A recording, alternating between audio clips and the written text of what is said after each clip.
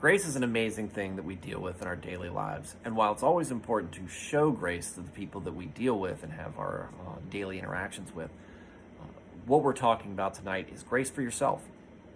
Because as you're trying to establish a relationship with God, one of the biggest obstacles you can run into is not having grace for yourself, not showing yourself grace. Understanding that you are a flawed person, that you're going to make mistakes, that you have made mistakes, and that you are making mistakes right now, is key to that. Now, who am I to tell you this? Well, it's a perfect time to introduce myself in this episode. My name's Stuart Davis. I am a deacon at a small church just outside of Richmond, Virginia. I'm not a pastor, not a missionary. I'm not here trying to get you to join my congregation or donate to a special cause. What I'm trying to do is give you some experience and some exposure to someone who has been a Christian all their life, and maybe give you some idea that I'm not all that different, and folks like me are not all that different from you. And the big thing here is that I'm a flawed man. It's the whole title of my channel. I'm a flawed man. I've made mistakes, just like you, making mistakes right now. I will make mistakes in the future. You can go back and talk to people who've known me. Some people don't have a high opinion of me because of some of the things I've said and done. And I know that more painfully than anybody else, because I've been there for all the mistakes that I've made, and I can look back and see what mistakes I've made and where I haven't treated people fairly or the way that they deserve. I think as I'm in my 30s now, so when I look back on my teenage years, obviously I'm embarrassed by a lot of the things I did as a teenager. I think anybody going back and looking at their teenage years will be embarrassed by some of the things they thought, said, and did. But when I look at my 20s, sometimes I feel like I was a real jerk in those days. And I think a lot of conversations that I have with people when they look back about, especially their early 20s, not your best effort, not your best showing, and we've made a lot of mistakes along the way. And understanding that is not the end of the world is very important.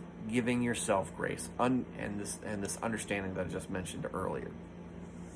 If you cannot show yourself grace, it is going to sow seeds for doubt and guilt.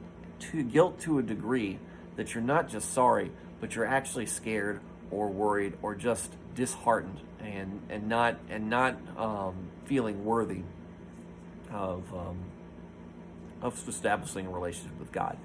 What God wants you to do is seek Him out. One of the most famous stories in the Bible is the prodigal son, where it's the father excited that his son is coming home, and his father, when he goes to meet his son, he doesn't go there and say, "Man, glad you're back, but you did this wrong, and you said these things, and I'm really disappointed in this." No, he embraced him with open arms. Because he was excited to see him back, because his son was searching for him, and his son had found him. And that's the thing you need to understand with yourself. If you're right at the point now where you're looking to establish a relationship with God, you're already doing something that's making Him happy. So why would He look at you a different way? So one of the things I hear a lot about folks when I talk to them and ask them about church is, "No, I'm not going to go to church. I'd burst into flames the moment I'd step in the door." Bogus. That's just bogus, because what I've just described. Somebody, if you were waiting for somebody that you hadn't seen in a long time, or somebody that you had lost contact with because they had gone off doing their own thing and doing things that you didn't approve of, but they were seeking to reconnect with you because they really just weren't happy with the way things were. Would you be ready to tell them all the things that you had, all the problems you had with them, or would you just be happy to see them? That might put things into perspective, and understanding that you were a flawed person, just like everybody else around you, and that includes includes Christians. All of us are flawed people. All of us have to come to the understanding that we need to give ourselves grace. And when we're not giving ourselves grace, it's harder to give other people grace. So that's why it's very, very important. We say grace, it goes hand in hand with faith and all the other things. It is a core fundamental of Christianity. It's a core fundamental in establishing a relationship with God. So this can be a very difficult thing for a lot of folks, and so how do you do it? It really is finding how you deal with doubt. I can't give you any pointers on it. I don't know how you are as a person. What I can tell you is I've made a wide variety of many different mistakes in my life.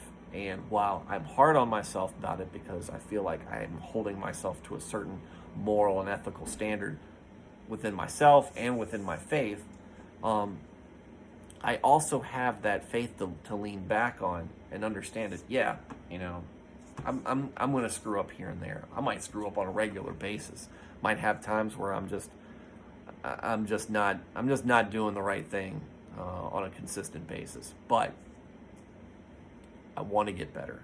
I want to understand what I've done wrong, and I want to change. Even if it means I can't change. Even if nothing I do is really the right. I can't get out of my own way, and I just keep making the same mistakes I make. I have to understand that I'm putting in a good faith effort, and I'm trying to do these things correctly, and my heart is in the right place. You need to understand that if you are honestly chasing a relationship with God, if you're honestly seeking Him out, if you're honestly trying to be a better person, that that's a key factor. That is a big first step in establishing that relationship. So, don't forget, as you go through your daily life, and if you do things and you mess up, you get angry with somebody. I do it from time to time.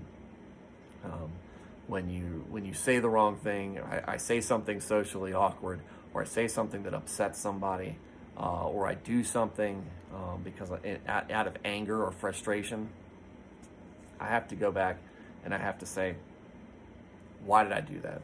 And I should be ashamed of myself for what I did. But at the same time, I can't change the past. I can't change who I have been. What I can change is my attitude about it, and what I can change is how I try to address things going back forward. And while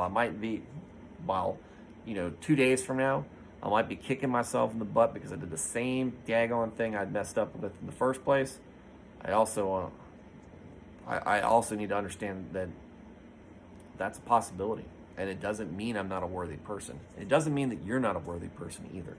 So don't let me or anybody else, especially yourself, tell you that you're not worthy. God created you. So obviously He thinks that you're worthy for a reason. Think about that. Next time that you're getting down on yourself, especially if you're working to become a better person, to become closer to God, and you feel like that your own actions, that your own sins, that your own transgressions are counting against you, give yourself grace. Give yourself grace if you're being honest about things, because it's going to help you, and it's going to also help you give grace to other people. So take that for what it's worth, and have a good evening. God bless. Godspeed.